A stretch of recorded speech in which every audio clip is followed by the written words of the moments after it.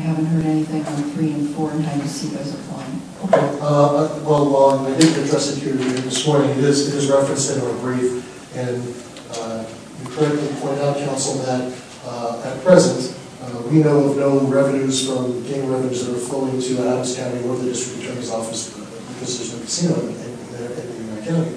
However, we do assume, for purposes of the argument, that Adams County, if there were to be a casino located in Adams County, would receive a portion of the host fees pursuant to the Gaming Act. So we acknowledge that if there were a casino, that Adams County would be receiving proceeds. I don't know to what extent that would ultimately flow or even indirectly flow to the District Attorney's Office, but we acknowledge as to Adams County that if there was a casino, there would be some fund.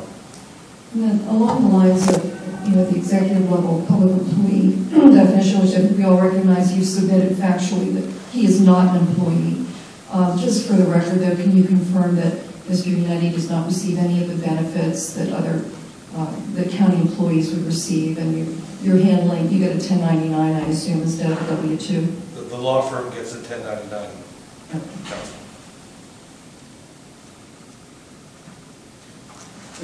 I don't have a question. Commissioner, I'd like your reaction to this definition of a public official under the Gaming Act. It says, an individual elected or appointed to any office of the county or municipality directly receives a distribution of revenue under this part. What does that say? Okay, you're referring to subparagraph 3 in 1512B. Again, with respect to the issue of whether Mr. Unetti is elected or appointed, he's clearly not elected. I think council has indicated that the commission's position, or his council's position, is that it should be a de facto assumption that he's an appointee.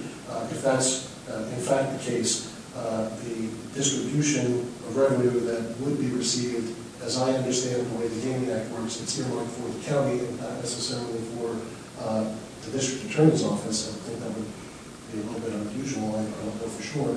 But in any event, I don't know that that would be relevant, given that it's not a sort of a direct funding of the District Attorney's Office within that contract.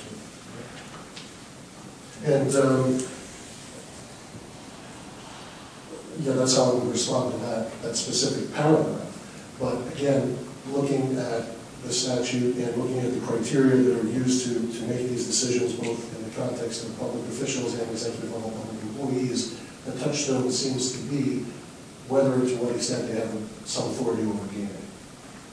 Thank you. Mr. Contino, I think you had a question. Yes, Mr. Unetti is a part-time temporary assistant district attorney. Is that the way it's? It's part-time. I don't think it's temporary. It's been going on for some time. Are there full-time assistant district attorneys? Yes, and Mr. Unetti's affidavit it indicates that he is the sole part-time assistant district attorney, and that there are, I believe, 4 full-time assistant district attorneys employed by the county. So I guess for clarification for the commission and maybe for myself as well, other than the method through which he has his affiliation with the county, that being by way of a contract, service contract, are there any other differences between what he does and what they do? Well, according from Mr. Unetti's affidavit and from the letter received from the district attorney, his responsibilities are limited to one specific capacity, or very limited to 2 specific capacities, technically, the juvenile matters and the motor vehicle matters. I don't think that there are restrictions on the other scopes of responsibilities of the full-time assistant district attorneys. And it also makes clear that he's not involved in any policy-making or decision-making within the district attorney's office. He's not either consulted, nor is he part of those decision-making processes. Just a few other questions. Some of the other indicia of employment, does he have fixed hours? Well, the contract provides that it's limited to 50 hours per month. So, in the sense of the aggregate number of hours, if you mean he doesn't have to be there from 8:30 to 5 days a week or anything like that, like a normal employee would be. No, sir. There are certain court days during the calendar month that I would go to the courtroom and do work. I do not have an office. I don't have a telephone. I don't have a computer desk. I have one little box that they put my files for that day and I walk in, pick them up, and go to the courtroom. County provided pension, None, health benefits? none. Okay, thank you. Mr. Unetti, while you're there, as I understand it, the contract with the district attorney's office is with your law firm, not with you individually, That's correct, sir. but you have taken on that part of representation as assistant district attorney for your law firm. But you have no direct contract with the district attorney's office, it's with the firm? That's correct, and my partner does on occasion fulfill some of those hourly requirements. So that you're just the attorney in the firm that is doing this, but the contract is with a firm, not with you individually? Yes, sir. Thank you. And I have a question. You mentioned you deals are with motor vehicles, is that how you determine, or Traffic tickets. drunk driving? No, sir. No, sir. Speeding, stop sign violations. As an assistant district attorney, are you authorized to negotiate deals?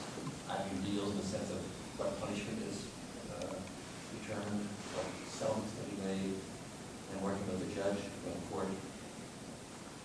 I guess on occasion I would represent with the police officers if they have made a particular deal. It's not unusual for someone to get pulled over or get a traffic ticket for speeding, and for the officer later or the state trooper to come in and say, you know, reduce the speed by a couple miles an hour to save them a couple of points, or you know, I had the opportunity to check, and you know, their license, she just left it, or he or she just left it at home that day. They really had a license as opposed to driving without a license, things of that nature. I mean, but I don't have the ability. I mean, most of the fines in the vehicle code are set